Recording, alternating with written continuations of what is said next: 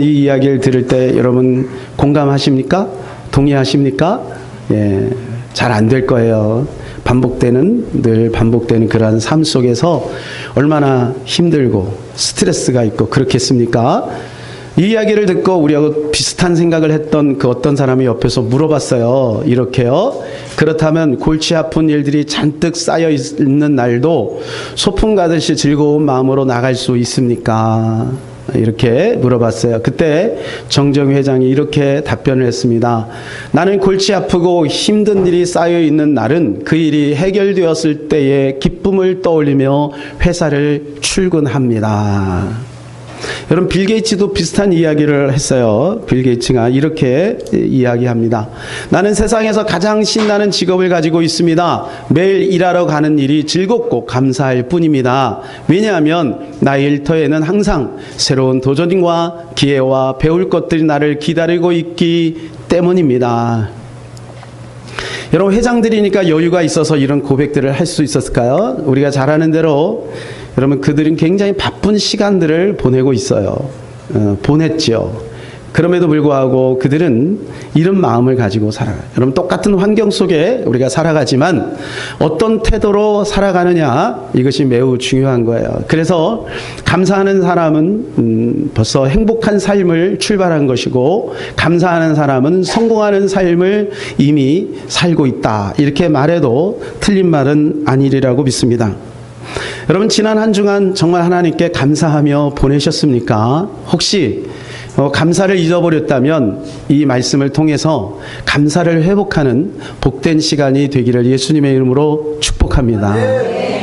오늘 말씀에 보게 되면 새 절기를 꼭 지키라고 이렇게 말씀합니다. 14절 다 같이 읽겠습니다. 너는 매년 3번 내게 절기를 지킬지니라. 몇 번이요? 왜 3번일까요? 예, 그것은 이제 이야기를 해주는 것이 그 밑에 설명이 되고 있는데 15절, 16절입니다. 15절은 성경을 보고 16절은 앞을 보겠습니다. 너는 무교병의 절기를 지키라. 내가 내게 명령한 대로 아비벌의 정한 때 이래 동안 무교병을 먹을지니 이는 그날에 내가 애굽에서 나왔음이라 빈손으로 내 앞에 나오지 말지니라. 16절 다 같이 맥주절을 지키라. 이는 내가 수고하여 밭에 뿌린 것 첫 열매를 거둠이니라. 추상절을 지키라. 이는 내가 수고하여 이룬 것의 연말에 밭에서부터 거두어 저장함이니라. 여러분, 15절 16절 말씀을 보면 세 가지 절기를 우리에게 제시합니다. 첫 번째가 유월절, 그리고 맥추절, 그리고 수장절입니다. 그래서 유대인들이 지켜야 되는 세 절기, 너무너무도 중요한 이 세 절기가 유월절, 맥추절, 수장절입니다. 우리는 지키고 있나요? 네, 우리도 다 지키고 있습니다. 그 정신을 이어받아서 유월절은 예수 그리스도의 피뿌림을 통해서 이미 완성이 됐고, 그리고 그 피뿌림을 통해 부활을 이루셨기 때문에 부활절로 우리가 드리죠. 맥주절은 오늘 우리가 맥주 감사절 드리죠. 수장절은 추수 감사절로 드리고 있는 것입니다. 그러니까 우리도 이것을 지키고 있는 것입니다. 여러분, 그런데 부활절과 추수감사절은 우리가 좀 익숙하죠, 그죠? 그래서 우리 모든 성도들은, 크리스찬들은 부활절, 어떻게 보면 성탄절보다 더 중요한 날이다, 이렇게 고백을 하고 우리가 부활절을 드리고 있습니다. 추수감사절, 우리 당연히 그렇게 합니다. 그리고 그때쯤 되면 곡식뿐만 아니라 모든 이제 풍성한 과일들 우리가 가지고 이렇게 여기에다 이렇게 쌓아놓고 우리가 1년 농사 감사합니다, 이렇게 드리지 않습니까? 그런데 맥주 감사절은 여러분 굉장히 아마 생소할 거예요. 저도 사실 어릴 때부터 신앙생활하면서 이 맥주 감사절에 대한 의문을 좀 가지고 있었어요. 도대체 이 맥주 감사절을 왜 드려야 되는가? 맥주 감사절. 우리는 보리 농사도 하지 않는데 왜 맥주 감사절을 드려야 되는가? 이런 생각이 좀 사실은 좀 들었어요. 그런데 이 맥주 감사절 때마다 저는 이 맥주절을 드리는 것이 얼마나 중요한 의미가 있는지를 다시 한번 이렇게 상기합니다. 여러분, 맥주절은 사실은 어떻게 보면 추수감사절이나 이 부활절보다 더 깊은 의미가 있을 수 있겠습니다. 이 맥추절에 또 다른 세 가지 이름이 있는데 초실절, 칠칠절, 오순절이라고 합니다. 그래서 이 세 가지를 한번 우리가 살펴보면 이 맥추절이 굉장히 큰 의미가 있다는 것을 우리가 알게 돼요. 첫 번째가 초실절입니다. 우리가 이제 짐작할 수 있듯이 처음 초입니다. 처음 초. 그러니까 첫 것을 드리라. 그렇게 우리가 볼 수 있겠죠. 16절 다시 한번 읽어볼까요? 맥추절을 지키라. 이는 내가 수고하여 밭에 뿌린 것에 무슨 열매요? 첫 열매를 드리라는 거예요. 첫 열매. 그래서 여러분 옛날에 우리 할머니들 신앙생활에 이렇게 옛날엔 다 농경사회였잖아요. 그래서 신앙생활을 하시는 분들이 어떻게 하냐면 이제 곡식을 모두 이제 여러 가지 많은 것들을 심으면 이제 호박이라도 거기에 처음 나온 그 열매에다가 끈을 이렇게 묶어요. 사과도 그렇고 오이도 그렇고.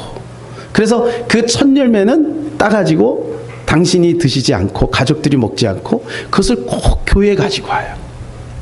그래서 교회에 가지고 와서 목사님께 드려요.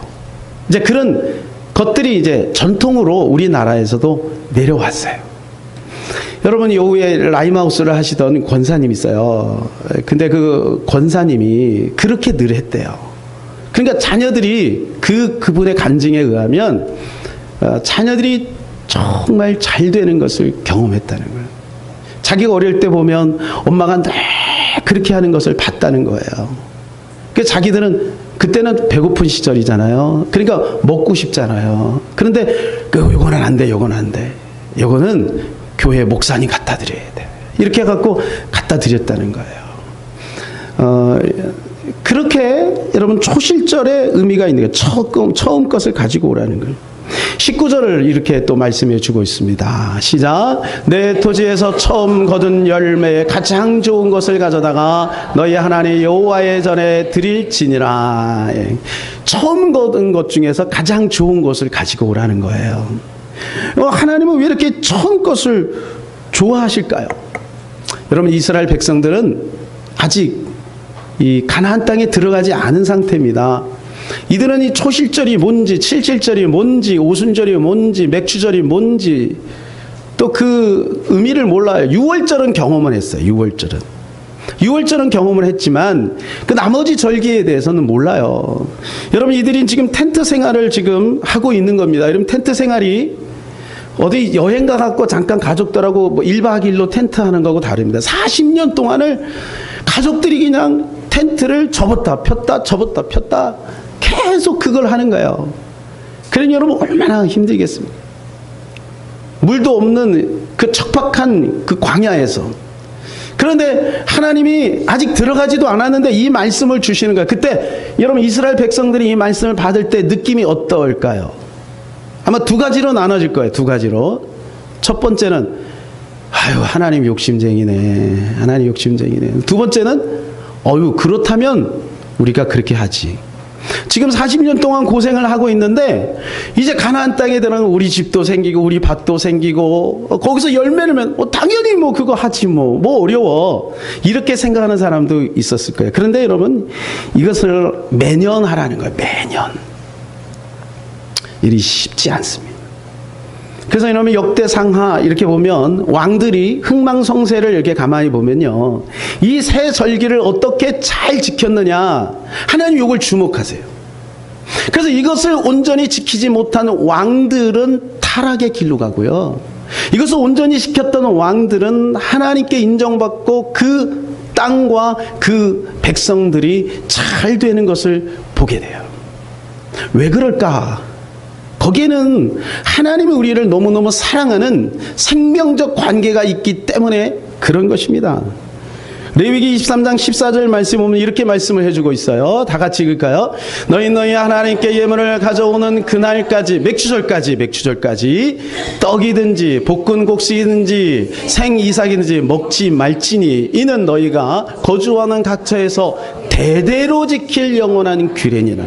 너희만 지키지 말고 너희 자녀들까지 자손 만대가 지켜야 된다. 그런데 여러분 저 노란 거로 표시되어 있는 그날까지 먹지 말라라고 하는 말씀에 대해서 여러분 어떻게 생각하세요? 하나님이 좀 너무하시는 거 아닙니까? 여러분 이 첫 것을 가지고 오라고 하는 것이요. 여러분, 이게 굉장히 부담스러운 이야기예요. 지금하고 다릅니다. 지금은 이제 저장시설이 돼 있어서 또 비닐하우스도 있고 그래서 사시사철 뭐 사계 모든 과일들을 우리가 먹을 수가 있잖아요. 그러나 그때는 저장하는 것이 아니라 그냥 그해 곡식을 거두면 그해 다 먹어야 되는 거예요. 그러면 첫 열매가 맺혀질 때까지는 굉장히 배고픈 시간을 보내야 되는 거예요. 그래서 이 첫 열매가 맺혀질 때까지 막 학수고대하는 거야. 야, 요거만 딱 하면 우리가 가족들이 그동안 배를 골았는데 좀 많이 먹을 수 있겠구나. 이런 생각을 하고 있는데 하나님이 욕심장이야. 그거 가지고 올 때까지는 아무도 먹지 마. 여러분 어떻게 생각하세요? 네, 하나님이 배가 고파서 그럴까요? 아니라는 거 아시죠? 여러분 이런 거예요. 3년 동안 우리가 직장이 없었어요. 그래서 어떻게 해서요 직장을 구했어요. 그런데 하나님이 너 그거 쓰지 마. 나한테 가지고 와. 그 말이에요. 하나님 이상하죠? 네, 여러분 다 동의하시네요. 하나님 이상하다고. 분위기가 굉장히 숙연해졌어요. 그리고요 성경은 또 이것에 대해서 또 이렇게 약속을 하세요. 잠언 3장 9절에 10절 다 같이 읽을까요? 내 재물과 내 소산물에 처음 익은 열매로 여호와를 공경하라. 그리하면 내 창고가 가득히 차고 내 포도즙 틀에 새 포도즙이 넘치리라. 첫 것을 가지고 오면 내가 내 창고를 가득히 채워주고 포도즙이 넘치도록 한다고 약속을 해주고 있어요. 저는 어릴 때 처음 신앙생활 하면서요 이 말씀이 제 가슴을 탁 울렸어요. 그래가지고 제가 실천을 했어요. 첫 월급을 하나님 앞에 드리고 장소를 옮길 때마다 첫 것을 하나님 앞에 드렸어요. 참 그런데 하나님은 신실하게 이 말씀대로 이루어지는 것들을 저는 경험을 했습니다. 우리 부교육자들은 조금 부담이 좀 될 수는 있겠지만 요 가까운 우리 교회 오셔도 설교를 하셨던 증경 노회장이신 우리 구충서 목사님 교회 예담교회에 있었던 이야기입니다. 최근에 있었던 이야기인데 거기에 이제 부교육자들이 여럿 있습니다. 네, 그런데 목사님이 이렇게 보니까 이 부교육자들이 하나님 앞에 예물을 드리는 모습들이 조금씩 다르다는 것을 알게 됐어요. 어떤 부교육자는 이 11조를 드려도 조금이라도 깎으려고 그런 거 보면 알잖아요. 그죠? 네. 뻔히 이게 다 수입이 됐는데 뭐 비공식적으로든 다 이게 알고 있는데 그런 거는 빼고 이렇게 하는 걸 봐요. 근데 어떤 전도사 이 아히둡 이름이 좀 특이하죠. 그래서 제가 기억하고 있어요. 이 아히둡이라고 하는 전도사가 있는데 이 전도사는 조금씩 더 드리더라고요. 조금씩 더 드리고 그리고 여러분 전도사가 박봉이잖아요. 그런데 건축 헌금까지 5,000원씩 뭐 5,000원이 뭐 얼마나 크진 않잖아요. 근데 5,000원씩 떼서 또 드리는 거예요. 목사님이 그걸 보면서 아버지도 목회를 하는데 아버지가 목회가 넉넉하지 않거든요. 조그만 교회에서 어렵게 하는데 자기가 볼 때는 그렇게 안 해도 되는데 이 전사가 그렇게 하는 건 마음이 써지더라는 거죠. 그래서 최근에 이제 노회에서 이제 군목이 됐어요. 군목 그 자체도 복입니다. 군목이 되면 바로 장교에 임관을 하거든요. 그리고 월급도 굉장히 많아지고 굉장히 많은 사람들이 선망합니다. 그런데 그 예식을 하는데 돈이 들잖아요. 뭐 기념품도 사야 되고 여러 가지 많은 것들이 있잖아요. 교회에서 해주고 싶더라는 거예요. 그냥 마음이 그냥 가더라는 거죠. 그래서 저는 그 이야기를 들으면서 하나님은 과연 어떠실까? 하나님도 그렇지 않을까? 저는 이런 생각을 해보았습니다. 여러분 힌두교에서는요 겐지스강을 성지라고 생각한다고 합니다. 성지. 그래서 그 옛날에는 그곳에다가 자기 아들들을 바쳤대요. 지금은 안 그러겠지만. 그래서 어느 날 한 여인이 두 아들을 데리고 겐지스강을 향하는 거예요. 그때 선교사님 직감적으로 알았대요. 아들들을 바치려고 하는 것이구나. 근데 한쪽에는 그 동네 사람이니까 한쪽에는 아주 똘똘하고 총명하고 촉망이 있는 장래가 촉망되는 그런 아이였고 한쪽의 아이는 장애를 가지고 있었어요. 그래서 막았대요. 그러지 말라고. 그렇게 안 해도 된다고. 그런데 이 여인은 아니라는 거예요. 해야 된다는 거예요. 그 얼마 뒤에 이 여인이 한 아들을 바치고 한 아들과 함께 오는 거예요. 그런데 이상하게 그 쩔뚝거리는 장애 아들을 데리고 온 거예요. 그러니까 똑똑한 그 아들을 바친 거예요. 그래서 선교사님이 이렇게 이야기했대요. 아니, 이 양 바칠 거라면 장애가 있고 병든 아이는 살아도 짐이 될 것인데 왜 똑똑하고 건강한 아이를 신에게 바칩니까? 이렇게 질문을 했더니 그 여인이 이렇게 답변을 했어요. 띄워주실래요? 당신이 믿는 하나님은 어떻게 가르치는지 모르겠지만 우리가 믿는 신은 가장 똑똑하고 최상의 것을 자신에게 바치라고 우리에게 말하고 있고 우리는 그렇게 배웠습니다. 이 이야기를 듣고 선교사님이 부끄러웠대요. 아, 그렇구나. 여러분, 옛날에 그런 일들이 종종 있었습니다. 예, 우리 마을에도 있었어요. 제가 보니까 조금 부족한 사람은 신학교 보내니까 너는 신학교나 가라. 신학교. 똑똑하고 공부 잘하는 친구는 너는 사법고시 봐라. 의사 되라. 예, 이렇게. 물론 우리 성도들은 그런 성도들은 아무도 없으리라고 믿습니다. 저는 이 이야기를 통해서 우리 자신을 한번 좀 돌아봤으면 좋겠습니다. 저부터 해서. 여러분, 이 초실절이라고 하는 것은 처음 거둔 열매를 하나님께 가지고 오라는 거예요. 여러분, 이것이 왜 하나님이 그렇게 하냐면 하나님 우리를 사랑하기 때문에 그런 것입니다. 처음 것은 모든 것입니다. 그렇지 않아요? 처음 것은 모든 거예요. 그러니까 이 처음 것을 드리고 나머지는 다 네가 원하는 대로 해라, 그거예요. 예, 죄송합니다만 우리 성도들이 다 대부분 즐거운 마음으로 10분의 1을 하나님 앞에 드립니다. 여러분, 이것도 그런 의미가 있는 거예요. 만약 우리가 뒤집어서 생각을 해보세요. 그런 거 드리지 않았는데 잘 되면 어떤 마음이 우리 가운데 올까요? 당연하게 우리 사람들은 그런 생각이 올 수밖에 없어요. 저라도 그럴 수밖에 없지. 이거 내가 잘 돼서 그런 거지 뭐. 내가 열심히 해서 그런 거지. 내가 이거 뭐 행운이 좀 따른 거 아니야? 이게 잘 되는 거구나. 이렇게 생각하지 하나님을 기억할 사람은 없을 거예요. 하나님 은혜에 감사합니다. 이런 생각을 할 사람은 없을 거예요. 여러분, 하나님이 왜 그것을 가지고 오라고 할까요? 그거 가지오기 전에는 먹지 말아라. 왜 그럴까요? 하나님은 우리에게 모든 것을 주실 수 있지만 하나님과 우리가 생명적 관계가 되기를 원하시는 거예요. 모든 것 다 가졌으나 그러나 생명을 잃어버리면 안 되기에 그래서 이 생명적 관계를 하나님은 원하시는 거예요. 그래서 이 초실절을 드리는 거예요. 그런데 사실은요, 우리가 알듯이 이미 하나님은 당신 스스로가 초실절을 지켰습니다. 그것이 여러분 장자의 재앙이죠. 애굽 땅에는 모든 장자들이 다 죽었습니다. 짐승까지 다 죽었어요. 그래갖고 곡소리가 나지 않았습니까? 그런데 고센 땅에 있는 이스라엘 백성들은 그 문설주에다 피를 바른 것 그거 하나 때문에 그 죽음의 재앙이 건너갔어요. 그래서 유월절 아닙니까? 그리고 독생자 예수 그리스도를, 맏아들 대신 독생자 예수 그리스도를 우리를 위해서 십자가 못 박혀 죽이셨습니다. 그리고 그분이 첫 열매가 되는 거예요. 부활의 첫 열매. 그러니까 하나님은 이미 초실절을 우리한테 베풀어 주신 거죠. 그래서 그 은혜를 감사하면서 그 은혜를 생각하면서 하나님 앞에 초실절을 드리라. 이렇게 말씀하는 것입니다.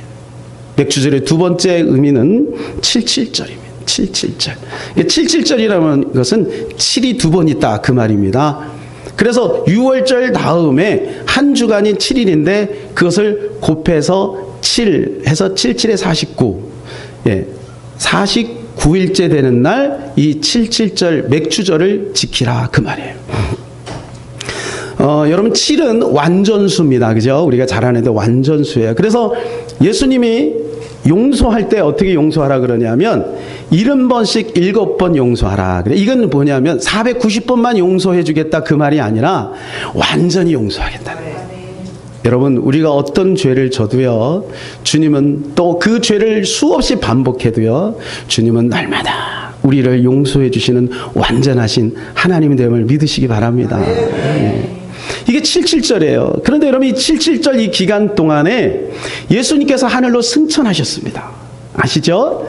예수님 부활하시고 나서 그날부터 카운트를 하면 40일째 되는 날 예수님이 하늘로 승천하셨어요. 그리고 일주일 만에 오순절이 오지 않습니까? 10일 만에 오순절이 옵니다. 그러니까 이 77절 안에는 예수님이 승천하신 날도 포함되어 있다라고 하는 거예요. 근데 더 놀라운 것은요, 출애굽기 19장에 보게 되면 이 77에 49, 이스라엘 백성들이 출애굽한 그 날부터 카운트해서 49일째 되는 날 어디에 도착하냐 하면 시내산에 도착합니다. 그리고 거기에서 십계명을 받아요. 그게 77절이에요. 여러분 이건 뭐냐면 이스라엘 백성들과 너희는 다른 민족과 다르다는 거예요. 너희와 나는 언약의 관계라는 거예요. 여러분 하나님이 그 어떤 나라와도 이렇게 언약을 맺은 적이 없습니다. 이스라엘 백성들과만 언약을 맺었습니다. 그래서 이 77절에는 구원의 놀라운 감격과 그 다음에 너와 나는 하나님과 자녀다, 이런 관계성을 이야기해주는, 생명적 관계를 이야기해주는 두 가지 의미, 언약의 백성이라는 것을 이야기해주고 있는 거예요. 마지막 세 번째는 오순절입니다. 오순절. 그래서 77절이 지난 게 49일째 다음 날이 50번째 돼서 오순절이 됐어요. 여러분 오순절 아시죠? 오순절 다 아시죠? 신약의 이름입니까? 구약의 이름입니까? 신약의 이름입니다. 어떤 사람은 이야기합니다. 맥주절은 구약의 일이다, 이렇게 얘기합니다. 여러분 그런데 하나님 보세요. 이런 말 나올 줄 알고 오순절날 성령이 오신 거예요. 신약의 일이에요. 연결시키는 거 하나님은. 여러분 하나님 굉장히 디테일하지 않습니까? 여러분 출애굽기 보시면요, 하나님이 성전을 짓는데요, 이 번제단을 몇 센치, 그리고 어떤 재료로, 그리고 만들 때는 어떻게 해서 만들라, 아주 세세하게 하나님이 관여하십니다. 하나님이 보기보다는 꼼꼼하십니다. 디테일하십니다. 하나님이 이거 다 창세전부터 이거 다 계산해 놓고, 그리고 하나님께서 초실절로 77절로 그리고 오순절로 하나님 앞에 드리도록 했다는 거예요. 자, 요약을 하면 이거예요. 자, 맥주절은 세 가지 의미가 있더라. 초실절, 77절, 오순절. 77절은 뭐예요? 첫 것을 기억하면 됩니다. 그래서 장자의 재앙에서 해방을 받았고, 그리고 예수 그리스도가 부활의 첫 열매가 되었다. 77절은 그 중간에 예수님이 승천하셨어요. 승천을 기억하면 되고요. 그리고 법궤를 받아 언약의 백성이 되었다. 그리고 마지막 오순절은 성령이 임한 거예요. 그러니까 여러분 맥주절은 추수감사절도 의미가 있고 부활절도 의미가 있지만 맥주절은 더 큰 의미가 있는 거예요. 성경 전반적으로 우리에게 알려주고자 하는 것들을 이 절기 하나에다가 다 포함을 시켜놓은 거예요. 그러니 여러분 맥주절을 우리는 기쁨으로 지켜야 될 줄로 믿습니다. 그런데 여러분 이 맥주절에 정말 중요한 의미는 감사입니다. 감사. 그죠? 맥주 감사절이잖아요. 그래서 우리가 하나님 앞에 이 맥주절만큼이라도 감사를 우리가 다시 한번 회복했으면 좋겠어요. 자, 우리한테도 우리가 절기가 있습니다. 그죠? 이게 뭐 설날이 있고 추석이 있습니다. 그때 우리는 유교에서는 그렇게 하지 않습니까? 조상에게 감사 이렇게 하지 않습니까? 여러분 그 정신이 흐르고 있는 거죠. 그래서 하나님께서 이것을 통해서 감사를 회복하라는 거예요. 잊었던 감사. 여러분 근데 감사는요, 굉장히 감사 안에 과학적인 하나님의 축복이 있는 것 아십니까? 감사의 과학이라는 그런 책이 있습니다. 근데 이 책에 보게 되면요, 감사를 하게 되면 우리 생리학적으로 놀라운 어떤 그 완화작용이 있대요. 그래서 감사를 하면 스트레스, 그런 분노, 화, 후회, 불편한 감정들 이런 것들을 덜 느끼게 된다고 합니다. 덜 느끼게. 뿐만 아니에요. 행복지수가 올라간대요. 그리고 수면이나 일, 운동 등에서 더 좋은 성과를 얻을 수 있대요. 또 이 뇌과학에서는 감사를 많이 하는 사람은 전두피질이 활성화된대요. 전두엽이라고 하죠. 여러분 그래서 머리가 좋은 사람은 이 전두엽이 활성화되어 있는 거예요. 그래서 게임을 많이 하거나 이렇게 인터넷에 빠져 있는 사람들이, 중독에 빠져 있는 사람이 이 전두엽이 고장이 난 거거든요. 그래서 우리 학생들이 공부하기 전에 감사를 한 100번씩 한번 해보세요. 머리가 좋아질 줄로 믿습니다. 전두엽이 활성화되니까. 그러니까 감사하는 거예요. 자, 우리 옆에 있는 분 한번, 예, 감사합니다. 5번만 한번 합시다. 감사합니다. 감사합니다. 감사합니다. 네. 어때요? 좀 몸에 이렇게 활력이 생기는 것 같지 않습니까? 사실은 저도 이제 힘들고 어려울 때가 있지 않습니까? 아니, 그때 저 그냥 습관적으로 감사를 해요. 그냥 감사. 근데 신기한 건 뭐냐면요. 여러분, 비가 살짝 온 다음에 땅이 굳었는데 거기에다가 발을 대고 톡톡톡톡톡 계속 치면 거기서 물이 돋는 거 아시죠? 그렇게 돋더라고요. 처음에는 마른 땅 같은데 계속해서 감사를 하니까 나도 모르는 사이에 감사의 샘물이 터져요. 그리고 진짜 감사하는 것들이 막 생각이 나는 거예요. 그러면서 제 마음속에 있는 모든 불편한 감정들이 다 사라지는 것을 경험합니다. 시편 136편에 보게 되면 여호와께 감사하라는 말씀이 26번 계속해서 같은 패턴으로 반복이 됩니다. 그런데 여호와께 감사하라 그리고 나서 따라오는 것이 있어요. 그것이 바로 뭐냐 하면 그는 선하시며 그 인자하심이 영원함이로라. 여러분, 우리가 감사할 이유가 뭐예요?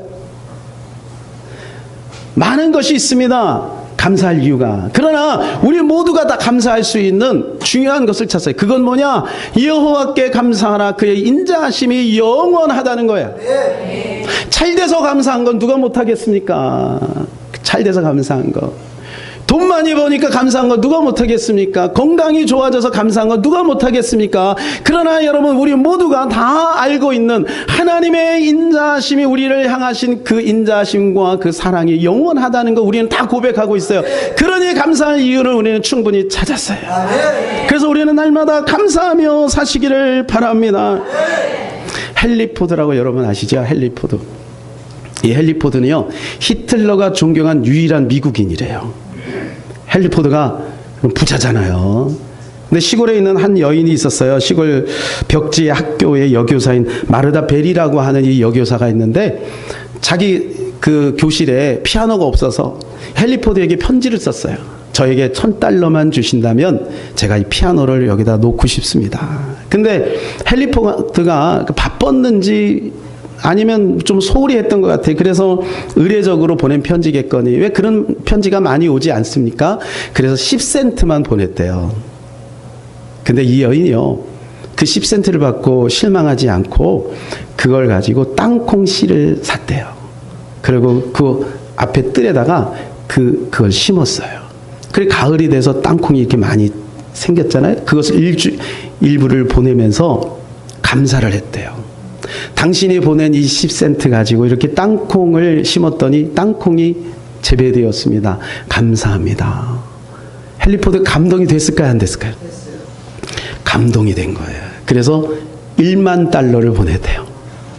10배. 여러분, 하나님은 어떨까요? 내가 완전한 어떤 문제가 해결되었다 해서 감사하는 거 다 할 수 있죠. 그러나 그럼에도 불구하고 조금만이라도 가능성이 있다면 우리가 그 10센트짜리 가지고 하나님 앞에 감사를 드린다면 하나님께서 더 많은 것을 주시지 않겠습니까? 이 감사절만 되면 저는 스펄전 목사님이 생각이 납니다. 스펄전 목사님이 설교 중에 이런 설교를 종종 하셨어요. 촛불을 보고 감사한 자는 등불을 주고, 등불을 보고 감사한 자는 전깃불을 주고, 전깃불을 보고 감사한 자는 달빛을 주고, 달빛을 보고 감사한 자는 무슨 빛? 햇빛을 주겠죠. 햇빛을 보고 감사한 자는 영원한 천국의 빛을 준다는 거예요. 촛불 보고 감사했는데 천국으로 들어간다는 거예요. 교리상 안 맞아요? 맞지 않습니다. 어디 가서 그런 얘기 하지 마세요. 믿음으로 구원받는 겁니다. 그러나 틀린 말은 아니에요. 누가 천국 가겠습니까? 이 땅에 불평, 원망 가득 찬 사람, 여러분 정말 그 안에 예수의 생명이 있다고 볼 수 있겠습니까? 예수 그리스도로 말미암아 구원받은 우리는 이미 구원받은 것에 감격하고 감사할 수밖에 없는 거지요. 그러면 촛불 보고 감사할 수밖에 없고, 그런 사람에게 하나님께서 덤으로 이러한 것 주시다가 나중에 천국까지 인도하시는 거지요. 저는 그것이 맞다고 생각이 듭니다. 여러분 카네기 아시죠? 강철왕 카네기. 이 카네기가 어느 날 강연을 하는데 한 여인이 손을 번쩍 들더니 그냥 다짜고짜 카네기를 향해서 막 욕을 내뱉는 거예요. 욕을. 너무 험악한 욕을 막 내뱉는 거예요. 그런데 이 카네기는 지그시 미소를 지면서 그 여인의 욕을 그냥 다 받아주는 거예요. 그래서 그 기자를 물끄러미, 그 한 기자가 이것을 물끄러미 바라보다가 이제 끝나고 나서 카네기한테 질문을 했대요. 아니, 당신은 그때 그 여인이 그렇게 험악한 막 욕을 하는데 어찌하여 가만히 있었습니까? 그랬더니 이 여인이 이렇게 얘기를 했대요. 사실 나는 그 여자가 내 아내가 아닌 사실이 매우 고맙고 감사했습니다. 역발상의 감사죠. 여러분, 누가 혹시 지나가는데 욕하면 아, 저 여자가 우리 누나가 아닌 거 감사하다. 아이고, 저놈이 우리 형이 아닌 거 감사하네. 어우, 저 사람이 우리 아버지 아닌 거 감사하네. 여러분, 감사하시기 바랍니다. 여러분, 감사는 쥐어짜다 보면 어느 날 내가 감사하는 자가 되어 있는 것입니다. 제가 제자양육 하다가 어떤 집사님이 고백을 들었어요. 아유, 저는 솔직히 그 앞에서는 눈물이 안 났지만 눈물이 나더라고요. 몸이 많이 아프신데 집사님이 이렇게 고백하시더라고요. 감사한데요. 근데 감사하니까 이길 수 있대요. 감사하니까 이길 수 있는 힘을 주시더라는 거예요. 여러분, 감사는 위대한 겁니다. 감사는 하나님께서 기적을 만들기 위한 우리를 향한 작은 씨앗과도 같은 것입니다. 우리가 할 수 있는 것, 여러분, 그 어떤 형편에 있든지 먼저 우리가 감사하면서 주님 앞에 나가는 저와 여러분 되시기를 예수님의 이름으로 축복합니다. 이 시간에 우리 한번 이 찬양 같이 하기를 원합니다. 날 구원하신 주 감사. 우리 같이 한번 찬양합시다. 이 가사의 뜻을 생각하면서 우리 같이 찬양하기를 원합니다.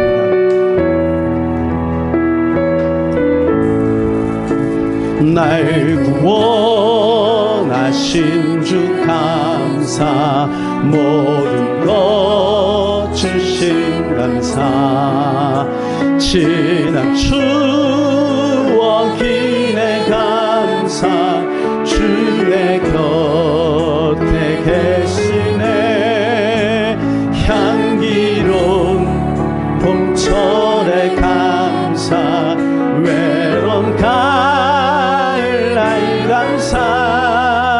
사라진 눈물도 감사, 나의 영혼 감사해, 응답하신 기도 감사, 거절하신 것 감사,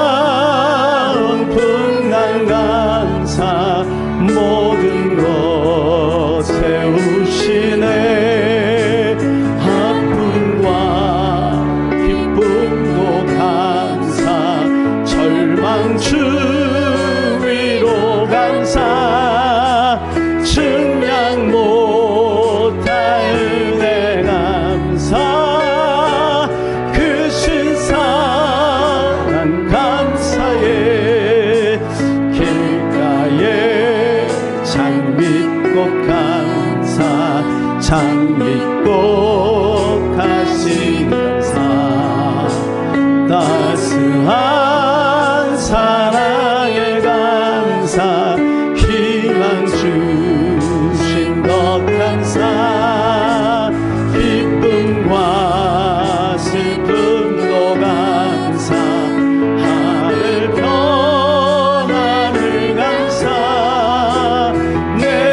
내일의 희망을 감사,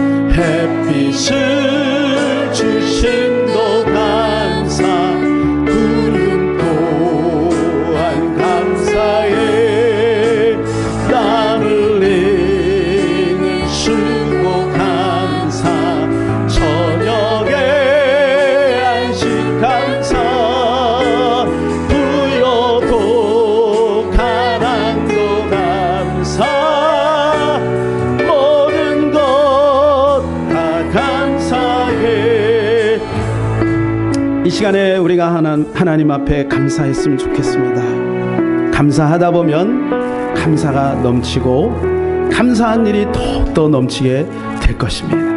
한번 생각해 봅시다. 무엇을 감사해야 될까? 한번 떠올려 봅시다.